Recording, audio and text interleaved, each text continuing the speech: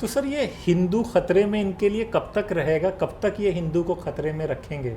हमेशा खतरे में रहेगी। आज भी औरंगजेब आके इस देश में, आज के देश में इन्हें डरा रहा है, पर वो इनको याद कराना पड़ता है कि खतरा है। सबको आसपास देख के मालूम है खतरा क्या है। खतरा तो सिर्फ इन्हीं से है। अगर देश को खतरा है तो आरएसएस से, हिंदुत्व से है, ये जो सरकार आज है उससे खतरा है। क्या गोवलकर जी ने जो थ्रेट बताई थी तो वही सोच बरकरार है या कुछ बदलाव आया है? मुस्लिम्स को एकदम सेकंड क्लास सिटीजन बना ही दिया गया है इस देश में। क्रिश्चियंस के साथ भी पूरा एंटी कन्वर्जन का बहाना लेके क्या क्या किया गया है। क्रिसमस के सेलिब्रेशंस को रोका गया है। और तीसरी जहां बात आती है, क्योंकि उनका कुछ हद तक आइडियोलॉजिकल तौर पे सिखों के बारे विचार दूसरा है, क्योंकि सिखों को मानते हैं कि वो हमारे हैं पर थोड़ा गलत राह पे निकल गए हैं। माइनॉरिटीज़ के साथ ये जो दिक्कत है आरएसएस की बड़ी साफ है, उनका रवैया साफ है, और ये गोलवालकर से लेकर आज तक बदला नहीं। तो फिर ये सब ऑर्गेनाइजेशन बनाने का क्या मतलब है, क्या मकसद है? तो ये कोशिश बार बार के माइनॉरिटीज़ में जाके हम अंदर से खोखला करने की कोशिश करें कि मुसलमानों को लेकर इतनी नफरत क्यों है? आरएसएस की पैदाइश एक अंग्रेज़ों के लिए आज़ादी का जो मूवमेंट था उसको कमज़ोर करने का सबसे अहम तरीका था। हिंदुत्व, जिस किताब पे इनकी सोच बुनियादी तौर पे बनी हुई है, ये किताब सावरकर ने जेल में लिखी। सावरकर ने बार बार माफ़ी मांगी, सावरकर को छोड़ा नहीं गया। सावरकर को मुसलमानों के प्रति घृणा तो हमेशा ही थी, इस्लामोफोबी था ही। सावरकर ने फादरलैंड बोला था, पितृभूमि। बाद में आरएसएस ने उसे मातृभूमि कर दिया था। उनका मतलब था कि आप अगर मक्का में विश्वास रखते हैं या जेरूसलम में विश्वास रखते हैं तो आप पूरी तरह से हिंदू नहीं हो सकते उनके विचार में। इसका मतलब कि उनके हिंदू राष्ट्र में आप सेकंड ग्रेड सिटीजन्स। ये सिर्फ मुसलमानों को टारगेट करने के लिए ही चीज़ें की जा रही हैं कि इसमें राष्ट्रवाद डी फैक्टो है कि भाई घूम फिर के उन्होंने बाय डेफिनेशन ये डिसाइड कर लिया कि भाई मुसलमान और क्रिश्चियन सेकंड क्लास सिटीजन होंगे। ये डेफिनेशन सावरकर की दी हुई थी। ये डेफिनेशन उस समय पे अंग्रेज़ों को सूट करती थी। गांधी ने कांग्रेस को एक मास मूवमेंट बना दिया था जिसमें हिंदू और मुसलमान दोनों जुड़ गए थे। अंग्रेज़ों को इसके साथ हमेशा प्रॉब्लम रही है। 1857 में यही दिक्कत थी। 1857 के बाद ही ये टू नेशन थ्योरी और ये जो काम शुरू हुए हैं। ये किताब लिखते ही उसके कुछ दिनों के बाद सावरकर छूटे, जेल से बाहर आ जाते हैं। और जेल के बाहर आने के बाद उन्होंने कभी अंग्रेज़ों के खिलाफ कभी कुछ नहीं बोला है, कॉलोनियलिज्म के खिलाफ कभी कुछ नहीं बोला है, सिर्फ मुसलमानों के खिलाफ वो बोलते रहे। इसी हिंदुत्व को लेके आरएसएस 2 या 4 साल बाद कायम होती है 1925 में। उसकी भी आइडियोलॉजी यही है। वोट से जो आरएसएस का आदमी था, ये जितना मर्जी बोलते रहे, और उसकी इंस्पिरेशन कौन थी? सावरकर। सावरकर के साथ वो पूरा टच में था। जब का गांधी वध होता है, जब गांधी का मर्डर होता है, ये लोग वध कहना चाहते हैं, असैसिनेशन होती है। आरएसएस का आदमी, उनकी सबसे बड़ी कंट्रीब्यूशन 47 तक यही है कि गांधी की मौत इनके हाथों होती है। और ये विभाजन और हिंदू मुस्लिम जो बंटवारा एक है, उसमें आरएसएस का एक बड़ा अहम रोल रिया है जो कि अंग्रेज़ों को सूट करता है। इनका जो सबसे पूजनीय गुरु जी है, जिसको मोदी गुरु मानते हैं, बार बार अगर आप देखें, मोदी ने एक किताब लिखी है जिसमें उन्होंने अपने कुछ 8-10 गुरु समान लोगों के बारे में बात की। उसमें से सबसे बड़ा जो चैप्टर है वो गोलवालकर पे ही है, जिसको अपना वो खास गुरु मानते हैं। उनका ये लेख है कि जिस तरह से यहूदियों के साथ हिटलर ने बर्ताव किया है, वो इस देश के लिए सही लेसन है कि हम इस अपने माइनॉरिटीज़ को कैसे ट्रीट करें। सब इसमें लोग ये भी समझना चाहेंगे कि एक विजन तो उनका अखंड भारत का है। इनका जो विजन है अखंड भारत, उसमें ये है कि ये ज़मीन हमारी होनी चाहिए, यहाँ के लोग नहीं होने चाहिए हमारे। इनका अखंड भारत का मतलब यही है 50% लोग ही राज करें, बाकी या तो ख़त्म हो जाएं या एकदम दब के बैठे रहें। वो ये चाहते हैं। इस तरह का अखंड भारत पॉसिबल नहीं है, ये भी जानते हैं। ये कहते हैं पार्टीशन के खिलाफ थे। पार्टीशन कराने में इनका एक बड़ा अहम रोल रहा है। जो काम जिन्ना कर रहा था वो काम ये लोग यहाँ पे कर रहे थे। एक दूसरे की गांठ ही समझिए, आइडियोलॉजिकल तौर पे तो वो ही थी। बार बार ये जो नफ़रत मुसलमानों पे, माइनॉरिटीज़ पे क्यों जाती है? क्योंकि इसी नफ़रत के कारण वो जो हिंदुओं में नीचे से एक जागरण जो हो रहा है, आप उसको कैसे रोक के रखेंगे? आप नफरत बाहर करिए, नफरत से वर्ण व्यवस्था को बना के रखिए और अपर कास्ट की डोमिनेंस रहे। ये आरएसएस का बुनियादी मूल रूप है जिससे वो देश को देखते हैं और देश को चला रहे हैं। नमस्कार दोस्तों, मेरा नाम हैदर अब्बास नकवी है और आप लोग मुझको इस वक्त दा स्वतंत्र पर देख रहे हैं। आज जो हम आपसे चर्चा करने जा रहे हैं, जो हम आपसे साझा करने वाले हैं, वो आरएसएस को लेकर ही चर्चा करने वाले हैं। लेकिन आरएसएस और माइनॉरिटी, मुसलमानों के बारे में आरएसएस की क्या सोच है वो ज़्यादातर आपको पता है, लेकिन सिखों को लेकर आरएसएस क्या सोचता है, आज हम इसको भी आपसे साझा करेंगे। इसका कारण आप समझ सकते हैं कि 29 अगस्त आने वाला है। मोहन भागवत साहब अमेरिका में होंगे और वहाँ पे यूनिटी, हार्मनी और सिविक रिस्पॉन्सिबिलिटी के बारे में बताएंगे लोगों को। ये सब इतनी बड़ी बड़ी बातें हैं, इतनी अच्छी अच्छी बातें हैं, ये बताई जाती है। लेकिन अपने देश में जो माइनॉरिटी है उसको लेकर वो क्या सोचते हैं? सोचते तो जैसा है, वो जो बोलते हैं मंच पे वो तो बहुत अच्छा बोलते हैं, लेकिन हकीकत क्या है आज हम इसी को समझेंगे।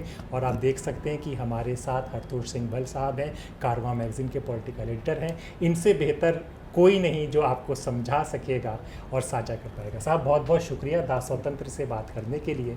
सबसे पहले हमारे दर्शक यही बड़ा हम लोग आरएसएस के बारे में बताते हैं, तो माइनॉरिटीज़ को लेकर क्या सोच है? क्या गोवलकर जी ने जो थ्रेड बताई थी मुस्लिम, क्रिश्चियन और कम्युनिस्ट, तो वही सोच बरकरार है या कुछ बदलाव आया है? बरकरार है। देखिए, आप देखिए 2014 से आप पूरा जो हादसे हुए हैं, आप यही देख लीजिए कि कौन कौन एक्टिविस्ट्स या जर्नलिस्ट्स जो अरेस्ट हुए हैं या जिनके अगेंस्ट केसेस हुए हैं। भीमा कोरेगांव के जो हैं मार्क्सिस्ट थे।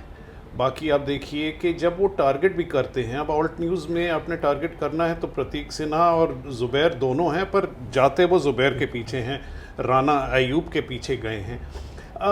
इंडिपेंडेंट मीडिया में जहाँ पे अरेस्ट की बात आई है तो वो सिर्फ न्यूज़ क्लिक को भुगतना पड़ा है क्योंकि वो मार्क्सिस्ट हैं। बाकी सब पे केसेस वगैरह हुए पर उस हद तक नहीं गए हैं। तो उनके दिमाग में मुसलमान, क्रिश्चियन और मार्क्सिस्ट को जो वो थ्रेट मानते थे उसी को लेके उन्होंने 2014 से काम किया है और आज तक देखते जा रहे हैं। इसमें तो मैं बात भी नहीं कर रहा, जो हम सब जानते हैं लिंचिंग्स की प्रक्रिया, किस तरह से मुस्लिम्स को एकदम सेकंड क्लास सिटीज़न बना ही दिया गया है इस देश में, किस हद तक क्रिश्चियंस के साथ भी पूरा एंटी कन्वर्जन का बहाना लेके क्या क्या किया गया है, क्रिसमस के सेलिब्रेशंस को रोका गया है।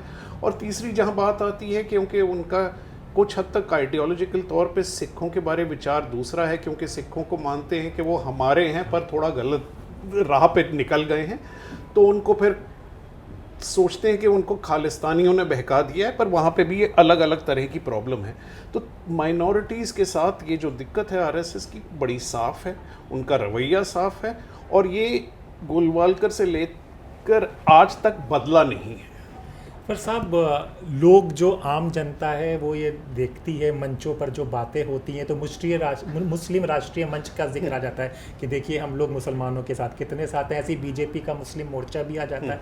तो फिर ये सब ऑर्गेनाइजेशन बनाने का क्या मतलब है, क्या मकसद है सर? देखिए, इनके पास आपको भी मालूम है मुस्लिम राष्ट्रीय मंच में कितने गिने चुने लोग जुड़े हुए हैं। आमतौर से मुस्लिम समुदाय में से इनको कोई सपोर्ट नहीं है। ये 4-5 लोग जिनको लगता है कि हम अपना नाम यहाँ लिखवा देंगे तो हमें कुछ पार्टी से तरक्की मिल जाएगी, कोई वाइस चांसलर बनना चाहता है तो अपना नाम यहाँ लिखवा देता है, उसको छोड़ के इससे ज़्यादा कहीं इनका इम्पैक्ट नहीं है। और यही कोशिश इन्होंने एक समय पे पंजाब में भी की थी, जहाँ पे इन्होंने एक राष्ट्रीय सिख संगत शुरू किया था। वो राष्ट्र सिख संगत की एक्टिविटीज़ जब बढ़ रही थी तो अकाल तख्त से ही हुक्मनामा आ गया था, कहा गया था कि ये जो काम है ये गलत है। उसके बाद 2008 या 9 में जो राष्ट्रीय सिख संगत का तब हेड था उसको बब्बर खालसा के लोगों ने असैसिनेट कर दिया था। तब से लेके अब तक राष्ट्र सिख संगत का काम एकदम ना के बराबर हो गया है पंजाब में। तो ये कोशिश बार बार के माइनॉरिटीज़ में जाके हम अंदर से खोखला करने की कोशिश करें, ये दिखाएं कि हम असल में हमारा भाव ये नहीं है कि हम इनके साथ घृणा रखें, पर सच्चाई हमें सबको पता है कि ये एक दिखावा है और ये एक दो संस्थाएं हैं जिनके साथ आप 5 या 10 लोगों को जोड़ के आप दिखा सकते हैं कि हमारे जो पूरे 200 मिलियन मुसलमान हैं सब वो हमारे साथ हैं बेसिकली। तो यही कोशिश है जहाँ तो सब पर ये समझना चाहेंगे, क्योंकि आपका इतना वक्त हो रहा था, कि मुसलमानों को लेकर इतनी नफ़रत क्यों है? क्योंकि अगर हम आज़ादी से पहले का देखें तो मुस्लिम लीग के साथ सरकार भी बनाई गई है, 2 नेशंस थ्योरी भी आई हुई है, लेकिन फिर ये हिंदुस्तानी मुसलमानों के लिए अपने मन में इतना बुग़्ज़ क्यों, इसको कभी समझ पाए हैं? देखिए, मेरा विचार ये है कि आरएसएस की पैदाइश एक अंग्रेज़ों के लिए आज़ादी का जो मूवमेंट था उसको कमज़ोर करने का सबसे अहम तरीका था। आप ये देखिए कि हिंदुत्व जिस किताब पे इनकी सोच बुनियादी तौर पे बनी हुई है, ये किताब सावरकर ने जेल में लिखी। सावरकर ने बार बार माफ़ी मांगी, सावरकर को छोड़ा नहीं गया। वो घुटने टेक के उसने जो कुछ कहना है कि भाई अंग्रेज़ इतने अच्छे हैं। जब ये किताब की बारी आई, किताब आप जेल में से लिख के बाहर भेज के पब्लिश कराएं, और वो भी कि इसकी अप्रूवल जेलर या अथॉरिटी से न मिले, वो मुमकिन नहीं है। इस किताब में सावरकर का स्टांस पहले से काफ़ी बदल गया था। सावरकर को मुसलमानों के प्रति घृणा तो हमेशा ही थी, इस्लामोफोबी था ही, पर उसका स्टांस एक समय पे एंटी कॉलोनियल था। इस किताब में एंटी कॉलोनियलिज्म निकल जाती है। इस किताब में सीधा ये थीसिस दिया जाता है जो आज तक आरएसएस मानती है। थीसिस क्या है कि जो लोग सिर्फ अपना मदरलैंड, सावरकर ने फादरलैंड बोला था, पितृभूमि, बाद में आरएसएस ने उसे मातृभूमि कर दिया था, कि जो लोग भारत को अपनी सिर्फ मातृभूमि या पितृभूमि नहीं, अपनी पुण्य भूमि या होली लैंड मानते हैं, वो ही पूरी तरह से हिंदू हो सकते हैं। हिंदू का मतलब वही, उनको जो सिटीज़न इस अपने हिंदू राष्ट्र का, उनका मतलब था कि आप अगर मक्का में विश्वास रखते हैं या जेरूसलम में विश्वास रखते हैं तो आप पूरी तरह से हिंदू नहीं हो सकते। उनके विचार में इसका मतलब कि उनके हिंदू राष्ट्र में आप सेकंड ग्रेड सिटीजन्स। तो घूम फिर के उन्होंने बाय डेफिनेशन ये डिसाइड कर लिया कि भाई मुसलमान और क्रिश्चियन सेकंड क्लास सिटीज़न होंगे। ये डेफिनेशन सावरकर की दी हुई थी। ये डेफिनेशन उस समय पे अंग्रेज़ों को सूट करती थी। जबकि खिलाफत मूवमेंट शुरू हो गई थी, गांधी ने कांग्रेस को एक मास मूवमेंट बना दिया था जिसमें हिंदू और मुसलमान दोनों जुड़ गए थे। अंग्रेज़ों को इसके साथ हमेशा प्रॉब्लम रही है। 1857 में यही दिक्कत थी। 1857 के बाद ही ये 2 नेशन थ्योरी और ये जो काम शुरू हुए हैं, इसको पूरी तरह से आइडियोलॉजिकल तौर पे जमाने का काम सावरकर ने अपनी किताब के थ्रू किया। ये किताब लिखते ही उसके कुछ दिनों के बाद सावरकर छूटे, जेल से बाहर आ जाते हैं, और जेल के बाहर आने के बाद उन्होंने कभी अंग्रेज़ों के खिलाफ कभी कुछ नहीं बोला है, कॉलोनियलिज्म के खिलाफ कभी कुछ नहीं बोला है, सिर्फ मुसलमानों के खिलाफ वो बोलते रहे। जहाँ तक कि उन्होंने साइंड अंडरटेकिंग दी थी कि उनकी लॉयल्टी अंग्रेज़ों के प्रति मरते दम तक रहेगी, और रही है। उन्होंने जब तक वो मरे तब तक उन्होंने अंग्रेज़ी सरकार या राज के बारे कुछ नहीं बोला है। तो जो काम अंग्रेज़ों को चाहिए था कि हम अपनी फ्रीडम मूवमेंट में थोड़ा फाड़ लाएं, एक हिंदू मुस्लिम विभाजन करें, वो यहाँ से शुरू होता है। और इसी हिंदुत्व को लेके आरएसएस 2 या 4 साल बाद कायम होती है 1925 में। उसकी भी आइडियोलॉजी यही है। आरएसएस का काम हमेशा यही रहा है। 47 तक किसी भी मोटे तौर पे फ्रीडम स्ट्रगल से जुड़ा कोई भी स्ट्रगल है, उसमें से पूर्ण रूप से आरएसएस या हिंदू महासभा, जो एक ही चीज़ थे, बाद में कहते रहे कि हम नहीं थे, कभी जुड़े नहीं हैं। आरएसएस की कंट्रीब्यूशन क्या रही है? गोडसे, जो आरएसएस का आदमी था, ये जितना मर्जी बोलते रहे, और उसकी इंस्पिरेशन कौन थी? सावरकर। सावरकर के साथ वो पूरा टच में था। जब का गांधीवाद होता है, जब गांधी का मर्डर होता है, ये लोग वध कहना चाहते हैं, असैसिनेशन होती है, आरएसएस का आदमी, उनकी सबसे बड़ी कंट्रीब्यूशन 47 तक यही है कि गांधी की मौत इनके हाथों होती है। किसी भी फ्रीडम स्ट्रगल के मूवमेंट से कभी नहीं जुड़े हैं, उसके पास तक नहीं है। जहाँ पे अंग्रेज़ों को कुछ हद तक लगता था कि फ्रीडम स्ट्रगल से दूर रह के कुछ लोगों को बाहर रख सकते हैं, आरएसएस ने वो काम किया है बेसिकली। और ये विभाजन और हिंदू मुस्लिम जो बंटवारा एक है, उसमें आरएसएस का एक बड़ा अहम रोल रिया है जो कि अंग्रेज़ों को सूट करता है। वही रोल उसके बारे गोलवालकर ने लिखा है, वी द नेशनहुड डिफाइंड, जो आज ये कहते हैं गोलवालकर की किताब नहीं है, झूठ बोलते हैं, गोलवालकर की किताब है और इनके लोग आज भी वो किताब पढ़ते हैं। उसमें उन्होंने हिटलर का जिक्र किया और हिटलर का जिक्र कह के कहा है कि जिस तरह से यहूदियों के साथ हिटलर ने बर्ताव किया है वो इस देश के लिए सही लेसन है कि हम इस अपने माइनॉरिटीज़ को कैसे ट्रीट करें। तो ये साफ बात है कि ये तो आप कत्लेआम की बात कर रहे हैं जब ये कर रहे हैं। तो ये, और इनका जो सबसे पूजनीय गुरु जी है जिसको मोदी गुरु मानते हैं, बार बार अगर आप देखें मोदी ने एक किताब लिखी है जिसमें उन्होंने अपने कुछ 8-10 गुरु समान लोगों के बारे में बात की, उसमें से सबसे बड़ा जो चैप्टर है वो गोलवालकर पे ही है जिसको अपना वो खास गुरु मानते हैं। उनका ये लेख है, ये आरएसएस का सबसे बड़ा आइडियोलॉग है, उनका लेख है, उसको लेके आज तक ये बातें चली आ रही हैं। तो ये बुनियाद है जिसके बेसिस पे आरएसएस आज तक काम करती है। तो सर फिर ये समझा जाए कि जैसे जो कानून आ रहे हैं, वक्फ कानून हो गया, यूसीसी जैसे वंदे मातरम कर दिया गया, ये सिर्फ मुसलमानों को टारगेट करने के लिए ही चीज़ें की जा रही हैं कि इसमें राष्ट्रवाद डी फैक्टो है कि भाई एक तो हिंदू ही फर्स्ट क्लास सिटीजन इस देश में रहे। अब पहली बारी क्या वंदे मातरम के पूरे स्टैंजास देखिए, वो कहते हैं ठीक है एक तो भारत माता से जोड़ दिया। हम में से कोई, मैं सेकुलर विचार का हूँ, इसमें से मुस्लिम सिख ईसाई की बात नहीं है, मेरे को कोई ये माता लफ्ज़ भारत से जोड़ने की क्या ज़रूरत है। मेरी पेट्रियाटिज़म या भारत की तरफ लगाव है वो माता बना के तो नहीं है।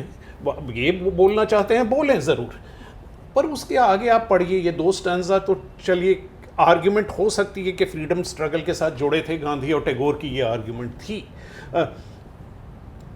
पर बाकी स्टैंजाज में हम दुर्गा और लक्ष्मी की बात कर रहे हैं, भारत माता से जोड़े जा रहा है इन्हें।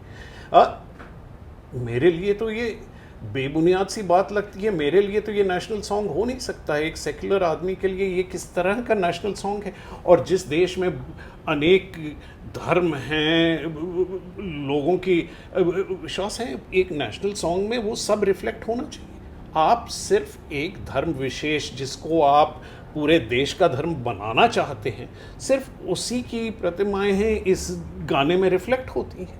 और आपने जब लेजिस्लेशन पास करके इसे नेशनल सॉन्ग बना दिया है, तो ये तो आप देखिए कि ये क्लियर पहला ऑफिशियल लेजिस्लेटिव सेक्युलर डिपार्चर है हमारे ढांचे से। हमें मालूम है ये लोग सेक्युलर नहीं है, कभी रहे नहीं हैं, पर मोटे तौर पे सिंबॉलिकली सेक्युलरिज्म को तोड़ के हम एक राष्ट्रीय गायन जब इस्टेब्लिश कर लेते हैं, तो ये उसका एक सिंबॉलिक बड़ा प्रतीक है। अपने आप में बड़ी बात ना हो, कहीं पे हमें खड़े होकर चुप रहना पड़ेगा ज़्यादा से ज़्यादा, बट क्यों रहना पड़े, ये हमारा नेशनल प्रतीक कैसे हो सकता है और इसे क्यों किया जा रहा है।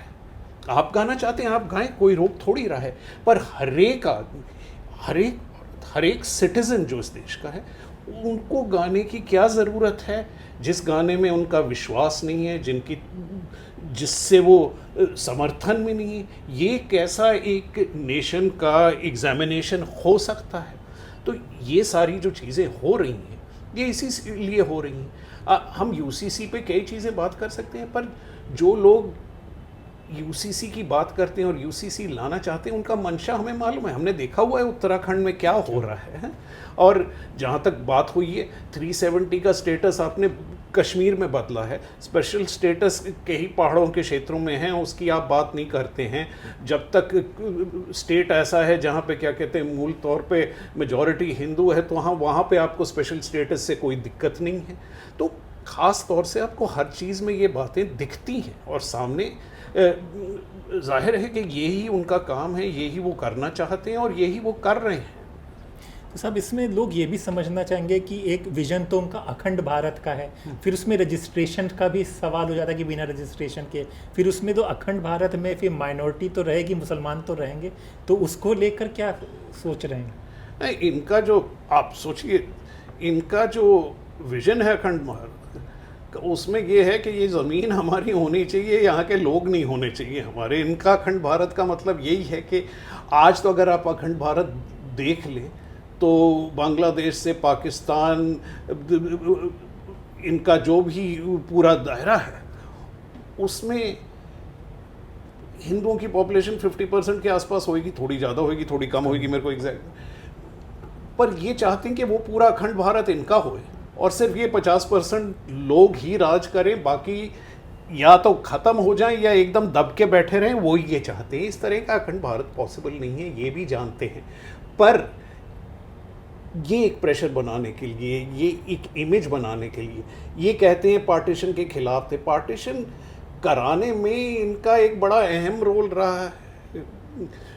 जो काम जिन्ना कर रहा था वो काम ये लोग यहाँ पे कर रहे थे। ये एक दूसरे की गांठ ही समझिए, आइडियोलॉजिकल तौर पे तो वो ही थी जो पाकिस्तान में अचीव किया गया था, वो ये 80 साल के बाद यहाँ पे इंडिया में अचीव करना चाहते हैं। जिन्ना तो इनका मॉडल है, इन्हें गांधी या नेहरू से नफरत इसीलिए है क्योंकि गांधी, नेहरू या जिन्ना में से चूज करना पड़े तो ये तो चाहते हैं कि एक हिंदू जिन्ना इन्हें मिल जाए, और उसी तरह के लीडर्स इन्होंने प्रोड्यूस किए हैं। तो सर ये हिंदू खतरे में इनके लिए कब तक रहेगा, कब तक ये हिंदू को खतरे में रखेंगे? हमेशा खतरे में रहेगी। देखिए आज के भारत में आपको समझना पड़ेगा कि पूरा देश अंधा है कि ये सोचना पड़े कि हिंदू किसी खतरे में। Bureaucracy, judiciary, private enterprise, CEOs, फौज, पुलिस, कहाँ पे हिंदू डोमिनेंट नहीं है, कहाँ पे हिंदुओं के हाथ में नहीं है। और जहाँ तक माइनॉरिटीज़ की आर्थिक तौर पे दबाव है, उनको डिप्राइव किया जा रहा है, उनको आइसोलेट किया जा रहा है, तो खतरा कहाँ से आ रहा है? तो इसी खतरे को कायम रखने के लिए इनको 600 साल पीछे भी जाना पड़ता है, 500 साल पीछे जाना पड़ता है, 400 साल।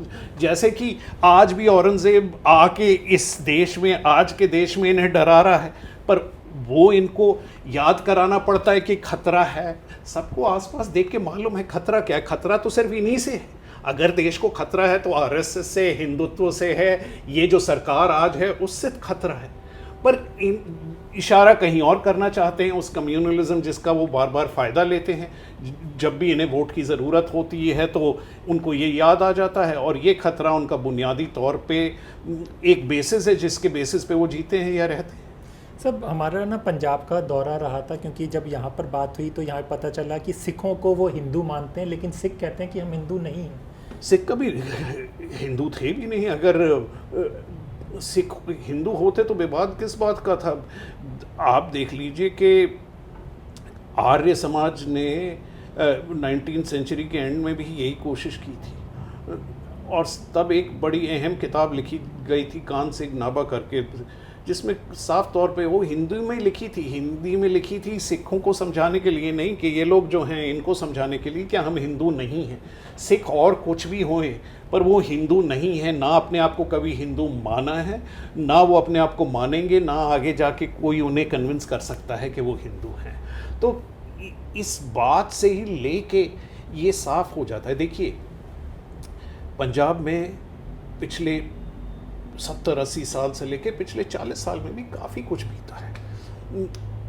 कई चीज़ों के लिए कांग्रेस को दोषी माना जाता है, पर वही कांग्रेस को पंजाब ने बार फिर वोट दिया है, वो पावर में आई है, क्योंकि आइडियोलॉजिकल तौर पे जो घृणा है वो कांग्रेस के साथ नहीं है, क्योंकि एक सेक्युलर आइडिया के साथ पंजाब जुड़ने को तैयार है। पंजाबियत की आइडिया है जिसमें काफ़ी हद तक कई सिख भी विश्वास रखते हैं, पर बीजेपी को कभी वो चांस देने को तैयार नहीं है।